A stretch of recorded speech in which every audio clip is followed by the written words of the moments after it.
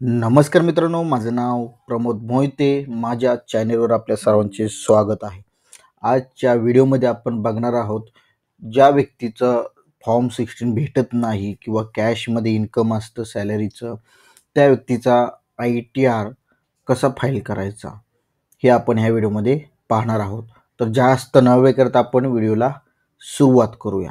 सर्वप्रथम तुम्हाला काय करायचं आहे, डाउनलोडमधून ITR 1ची युटिलिटी डाउनलोड करायची आहे. हे डाउनलोड केल्यानंतरनं तुम्हाला तुमच्या इन्कम टॅक्सचं लॉग इन करायचं आहे.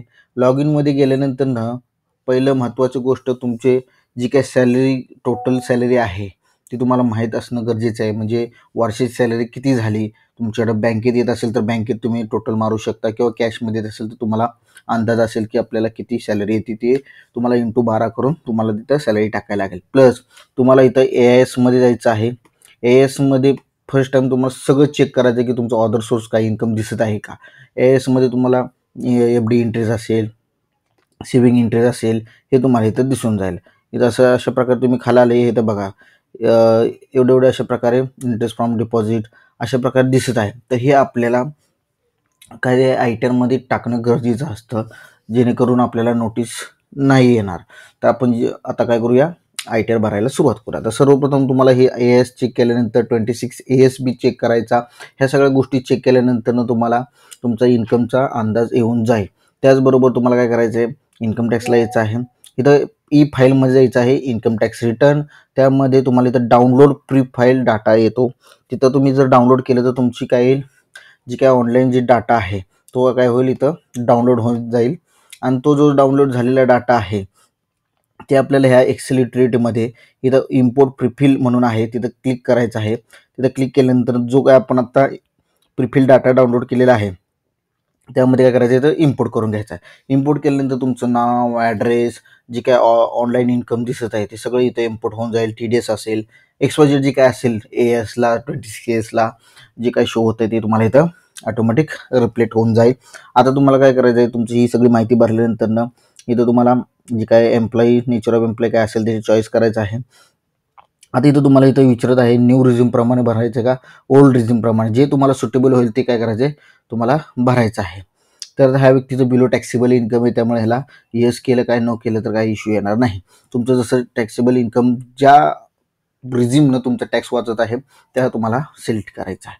त्याचबरोबर इथं सेक्शन बिफोर ड्यू डेट करायचं आहे, कारण अजून ड्यू डेट आहे आपल्याला. त्याचबरोबर खाली यायचं आहे. खाली आल्यानंतर तुम्हाला सॅलरी इथं दिसत आहे. इथं जी काय त्या व्यक्तीची सॅलरी आहे तुम्ही टोटल केलेली असेल किंवा तुम्हाला माहीत असेल तर ते काय करायचं आहे, सॅलरी एंटर करायची आहे. आता इथं बघा आपण सॅलरी एंटर केलेली आहे. त्याचबरोबर तुम्ही इथं बघा इंटरेस्ट फ्रॉम डिपॉझिट इथं 798 आहे. तो आपल्याला मगाशीच आपण बघितलं 20 ASमध्ये किती दिसत आहे, 1104 हे टाकायचं आहे. त्याचबरोबर सेविंगचं इंटरेस्ट दिसत आहे. सेविंगचं इंटरेस्ट किती आहे, 51. अशा प्रकारे तुम्हाला काय दिसत आहे, तुम्ही बघू शकताय. आता हे झालं. आता तुमचं सगळं इन्कम पण काय केलेलं आहे, टाकलेलं आहे. तर तुम्हाला खाली यायचं आहे. खाली आल्यानंतर तुमचे काय, जर तुम्ही ओल्ड रिझ्यूमप्रमाणे केलं असेल तुमचे डिडक्शन ATCमध्ये जे काही डिडक्शन आहे तुम्ही इथं एंटर करू शकताय. आपण न्यू रिझ्यूमप्रमाणे केलं त्यामुळे तिथं अलाउडच नाही आहे. त्याचबरोबर खाली यायचं आहे. इथं TDSमध्ये तुमचा काय TDSचा डाटा असेल तर एकदा क्रॉस व्हेरीफाय करून सगळं इथं व्हॅलिडेट मानायचं आहे. प्रत्येक शीट तुम्हाला व्हॅलिडेट करावं लागणार आहे, जेणेकरून ते जी काही एरर असतील ते एरर इथं तुम्हाला दिसून जातील आणि तुमचं सक्सेसफुली JSON फाईल जनरेट होईल. TCSमध्ये जायचं आहे. TCSमध्ये व्हॅलिडेट म्हणायचं आहे. ते केल्यानंतर तुम्हाला टॅक्स पेड अँड व्हेरिफिकेशनमध्ये त्यामध्ये तुम्ही जी काय बँक दिलेली आहे तुम्हाला इथं select account for refund credit करायचं आहे, नाही तर तुम्हाला ते एरर येईल. इथं तुम्हाला टाईप चॉईस करायचं आहे, सेव्हिंग आहे, करंट आहे. आणि त्याचबरोबर तुम्हाला खाली यायचं आहे. खाली आल्यानंतर नाही तर तुम्हाला प्लेस जिथून तुम्ही भरताय ITR तिथलं तुम्ही टाकू शकताय. हे टाकल्यानंतर परत तुम्हाला इथं व्हॅलिडेट म्हणायचं आहे. व्हॅलिडेट म्हटल्यानंतर इथं शीट इज ओके आलेलं आहे. आता तुम्हाला काय करायचं आहे, इन्कम डिटेल्समध्ये शीटमध्ये यायचं आहे आणि इथं कॅल्क्युलेट टॅक्स करायचं आहे. कॅल्क्युलेट टॅक्स केल्यानंतर तुमचं काय जो टॅक्स लागत असेल तो तुम्हाला तिथं येऊन जाईल. कॅल्क्युलेट टॅक्स केल्यानंतर तुम्ही इथं टॅक्स पेड अँड व्हेरिफिकेशनमध्ये जायचं आहे. इथं तुम्हाला ऑटोमॅटिक जर टॅक्स भरा येत असेल किंवा काय येत नसेल तर इथं तुम्हाला शो होईल. आता त्या व्यक्तीला बिलो टॅक्सेबल असल्यामुळे तुम्हाला त्या टॅक्स आलेला नाही आहे. आता मग आपल्याला काय करायचं, नेक्स्ट प्रोसेस, टॅक्स येत नसेल किंवा टॅक्स आला असेल तर तुमचा TD असेल तर तो ॲडजस्ट होऊन जाईल, किंवा जर भरायचं असेल तर तुम्ही भरून टाकू शकता. आणि हे सगळं कॅल्क्युलेट टॅक्स झाल्यानंतर ना तुमची सगळं डाटा क्लिअर झाल्यानंतर तुम्हाला काय करायचं आहे, जनरेट जेसन करायचं आहे. जनरेट जेसन केल्यानंतर ना तुम्हाला काय होणार आहे, अशा प्रकारे एक शीट येईल, कंपोजिशन शीट. ती समरी आल्यानंतर तुम्हाला एकदा चेक करायचं आहे आणि सेव्ह जेसन म्हणायचं आहे. सेव्ह जेसन म्हटल्यानंतर जिथं तुम्ही ITAR एक्सेल युटिलिटी डाउनलोड केलेली आहे तिथं तुम्ही त्या लोकेशनला काय होईल, तुमची जेसन जनरेट होईल. अशा प्रकारे तुम्हाला काय करायचं, तुमची सर्व परफेक्ट माहिती भरून हे तुम्हाला जेसन क्रिएट करायची आहे आणि इथं तुम्हाला ह्या पोर्टलला अपलोड करायचे आहे.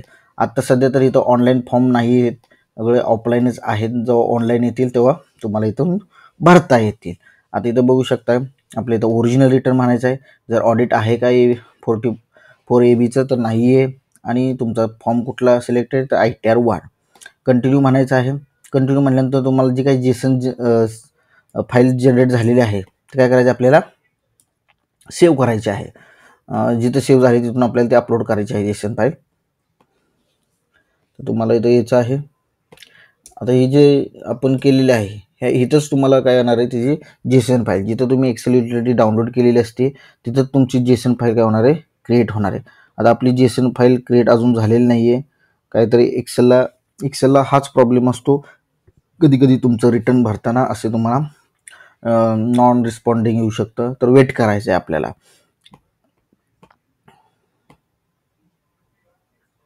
अशा प्रकारे बघा, Jason is save in path. इथं तुम्हाला पाथ पण देईल कुठं सेव्ह झालेले आहे आणि तिथं तुम्हाला जाऊन काय करायचं ते अपलोड करायचे आहे. आता इथं बघू शकता तुम्ही, आपण त्या फोल्डरला जाणार आहोत. त्या फोल्डरला गेल्यानंतर ना तुम्हाला ती जेसन भेटून जाईल. त्या फोल्डरमध्ये ITAR 1 आणि हे जेसन अपलोड करायचे आहे. अपलोड केल्यानंतर तुमचे जर जेसनला काही एरर असतील तर इथं येऊन जातील, ते सोल्युशन पण येतील. आता ह्या जेसन तुमची व्हॅलिडेशन सक्सेसफुल झालेलं आहे तर तुम्हाला प्रोसीड टू व्हेरिफिकेशन करायचं आहे. आणि इथं तुम्ही 3 प्रकार तुम्हाला देतील व्हेरिफिकेशनचं. Complete your verification. जर तुम्हाला इन्स्टंट करायचं असेल तर आधार OTP टाकून तुम्ही करू शकताय, आणि व्हेरीफाय लेटर करायचं असेल तर तुम्ही लेटर करू शकताय. त्याचबरोबर you can submit the return now within 30 days submission. असे 3 प्रकार आहेत.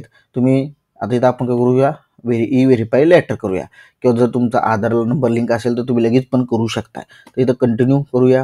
कंटिन्यू केल्यानंतर तुम्हाला इथे एक पॉपअप मेसेज येईल, ते सबमिट म्हणायचं आहे. सबमिट म्हटल्यानंतर इथं तुम्हाला एक रेडमध्ये आलेलं आहे की you have successfully submitted your return, बरोबर. आणि हे आपल्याला 30 दिवसाच्या आत काय करायचं आहे, व्हेरीफाय करायचं आहे. ते व्हेरीफाय कसं करणार, तर तुम्ही आधार थ्रू करू शकताय. तुमच्या बँकेत जर नंबर लिंक असेल तर बँक व्हॅलिडेट करून तिथून करू शकताय, किंवा बाय पोस्ट पण तुम्ही पाठवू शकताय. अशा प्रकारे आपलं हे ITAR 1 विदाऊट फॉर्म 16 काय झालेलं आहे, सबमिट झालेलं आहे. अशा प्रकारे तुम्ही तुमचे पण ITAR काय करू शकताय, भरू शकता आहेत.